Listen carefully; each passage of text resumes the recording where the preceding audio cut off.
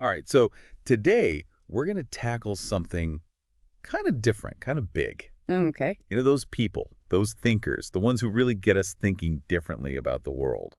I think I know where you're going with this. Yeah, like what happened to those folks? Are they gone? Are we talking about, like, the public intellectuals? Those big idea people? Exactly. And to help us unpack all this, we're diving into Frank Fredi's book, Where Have All the Intellectuals Gone? Catchy title. Right. Right. And he doesn't hold back. He comes out swinging, saying intellectuals are basically becoming an endangered species.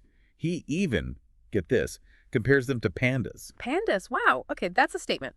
So is he saying we're living in a world where deep thinkers are being replaced by, I don't know, like celebrities and influencers? And if so, like, what does that even mean for us? That's the million-dollar question. But Furedi goes deeper than just saying, oh, we miss the intellectuals. Yeah. He actually diagnoses a whole cultural shift. He calls it Philistinism. Philistinism. I've heard that term thrown around. Right. Sounds kind of intense. So break it down for us. What is Philistinism and how does it tie into this whole decline of the intellectual? Okay, so think about it this way. Like sometimes, isn't it just easier to scroll through social media than, say, wrestle with a really dense book? Oh, yeah, definitely guilty of that. Or how we often form opinions based on like just headlines rather than, digging into the actual complexities of an issue. Oh, for sure. Well, that's kind of Philistinism in action. It's about prioritizing immediate gratification, the material stuff, over really thinking deeply, engaging with the big questions. And Furedi's argument is that this kind of mindset, this Philistinism, it creates a world where intellectualism just can't thrive. So it's like our attention spans are getting shorter and shorter, and we're more interested in the quick fix than the slow burn of actually like working through ideas. Yeah, exactly. And Furedi highlights this really interesting paradox. We live in this knowledge economy, right? Information is everywhere. But his argument is that all this easy access to information might actually be part of the problem. Wait, so having more information is making us less intellectual. That seems a little counterintuitive. Like, how does that work? Well, think about the kind of information we're constantly bombarded with. A lot of it, let's be honest, is designed for pure entertainment.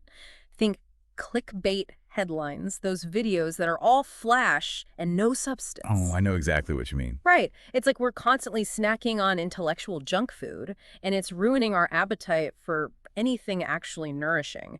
And this constant stream of entertainment, it makes it hard to focus, to really engage in the kind of deep thinking that real intellectual exploration needs. You know, reading that part, I instantly thought about my own social media feeds, like everyone's highlight reel. It's easy to forget there's actual depth and complexity behind all that carefully curated gloss. Absolutely. And this brings us to another big institution Furedi tackles, universities. He argues that they've become way more bureaucratic, more focused on like churning out graduates who are ready for the workforce than cultivating actual critical thinkers who can challenge the status quo. That's interesting because we often think of universities as these like hubs of intellectualism, these places where ideas are born. So how did that shift happen? Well, universities are under immense pressure these days. They have to prove their worth, show that their graduates are, job ready. And this leads to this huge emphasis on marketable research that has a clear practical application, something you can, turn into a product or something. Right, right. And while practical skills are obviously important, this pressure can sometimes come at the expense of genuine intellectual curiosity, really delving into those big questions just for the sake of understanding. So it's like we're trading depth for efficiency, sacrificing true intellectual growth for a more streamlined kind of get in, get out approach to education. Yeah, I think that's a fair assessment. And this all ties back to Furedi's main point about the decline of public intellectuals.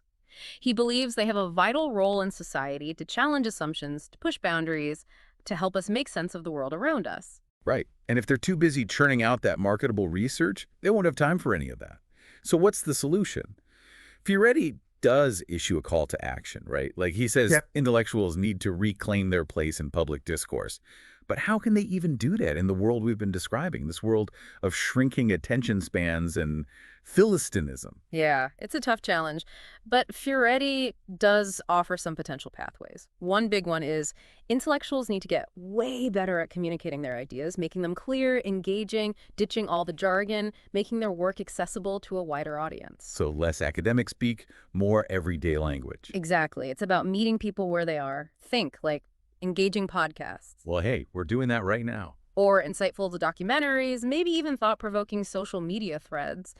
And they also need to demonstrate how their work is relevant to people's actual lives, tackling the issues people actually care about, showing how intellectual exploration can actually help us navigate this complex world. So it's not enough to just have brilliant ideas locked away in an ivory tower. You got to bring them to the people, make them connect in a meaningful way. Exactly. And maybe most importantly, it's about fostering critical thinking in others, encouraging people to question assumptions, to really evaluate information, and to engage in respectful debate, even when they disagree.